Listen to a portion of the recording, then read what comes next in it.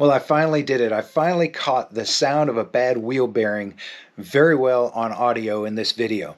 So if you've been wondering, what is that sound? Is it a bad wheel bearing? Is it just a bad tire? Well, tune in here and you'll be able to determine if you've got a bad wheel bearing or just some other problem.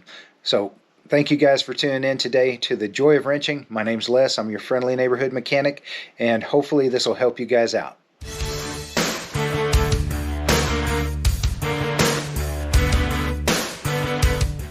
So the video that you're about to watch is just an excerpt from another one of my repair videos on a Toyota Prius, which is a front-wheel drive car.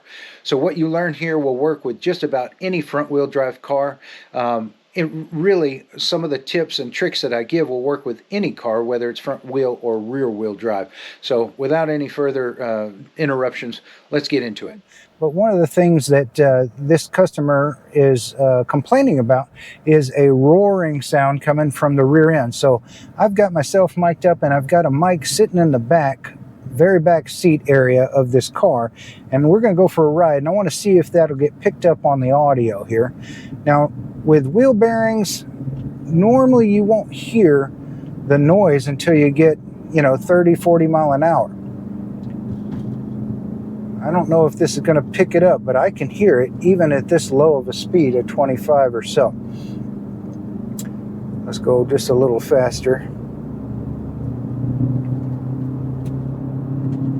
There, it's really, really prominent there, about 35 mile an hour. Now, one thing you can do to see if it's wheel bearings is while you're driving along, go side to side and see if that noise changes. If it goes louder, softer,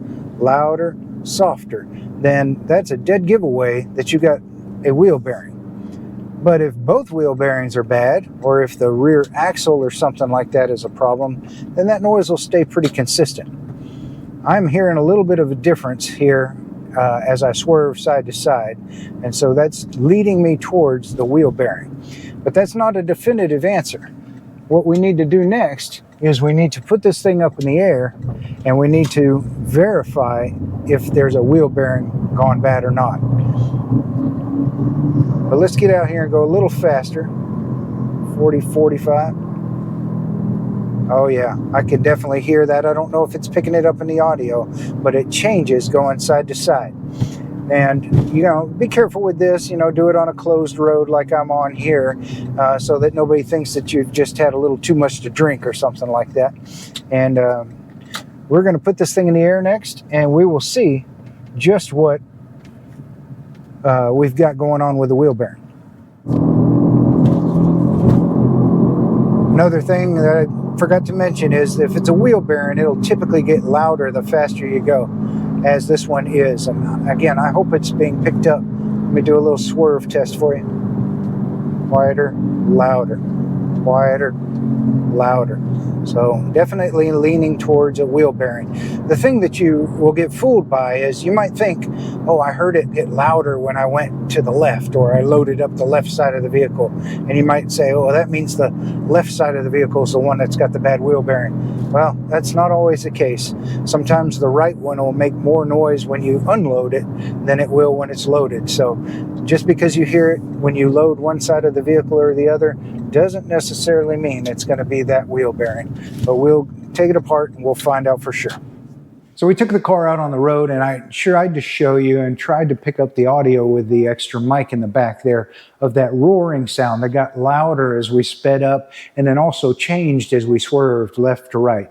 And that's a telltale sign that there's a wheel bearing going bad. But it doesn't tell you which one of these wheel bearings in the back. I could hear it in the back. I knew it was at least in the back. But it doesn't tell you which side that has the problem.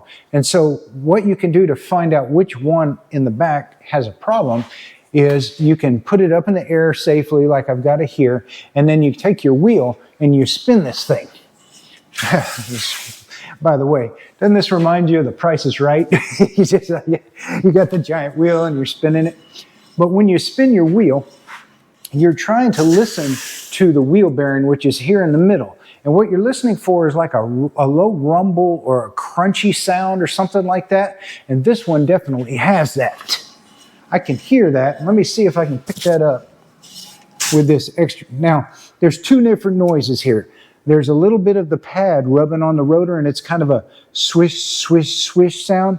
Ignore that sound, and let's see if we don't hear this grumbly or crunchy sound in the middle of our wheel bearing.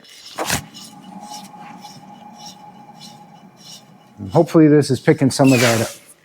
Another way that you can do this, if you're having a little bit more trouble, is you can get one of these. This is a mechanic stethoscope, and you can put this thing on and then come around here to the back with me. I want to show you back here. Give you some light on the subject. Look right up in through here. This is our wheel bearing right there. And so you can take your, let me see, get the light a little better. There we go. So right here is the back of our wheel bearing. And you can take your stethoscope and this little metal tip on it, and you can put that either in the center of the wheel bearing or on one of the bolts, and then spin the tire. And when you do that, you'll hear through the stethoscope that crunchiness or that grumbling sound.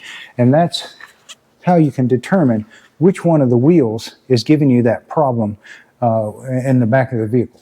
So we've determined that this wheel bearing is bad. We could hear that crunchy sound to it. And sometimes you can even feel that in the wheel, or if you touch some portion of the suspension while you're rolling that wheel around, you can feel that crunchiness just, translating through the suspension. So I'm going to go ahead and remove this wheel, and then I want to show you step by step how to get this old wheel bearing out of there the quick and easy way, and then how to put the new one in. Well, hopefully this helped you out, that sound that you heard. And if you need to know how to change one of these things, you can tune into my other videos on how to change the wheel bearing. I try to keep this one short and sweet, just so that you could hear what one sounds like and how to determine if that's what it is. So hope you enjoyed this, guys. If it helped you out, do me a favor, help me too. Hit that subscribe button, share with your friends. And I appreciate you guys. Y'all have a wonderful day. God bless.